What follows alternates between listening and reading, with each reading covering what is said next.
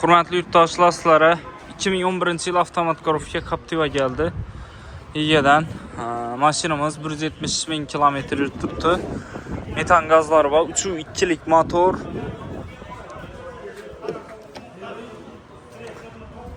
Demek salon, ko'zini salon lükleri var. Monitoru var. Metan taza koyğan ekan egasi. 7 mesta, hech qaysi mestasi buzilmagan, sababi 30lik metan qo'yilgan. 30lik metandan salona birisi, salonni teyine, mashina teyine 2 dana metan qo'yilgan 30'lukdan. Kraska kapotunun yüzünde bir qarich yerinde bor. Şimdi sapilgan yeri bor, şuracha. Başqa yerinde yok.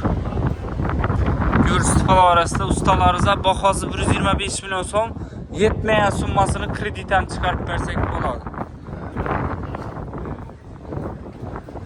Gelip edek körüp olaverasizlar. Hamma mestasi bor içinde.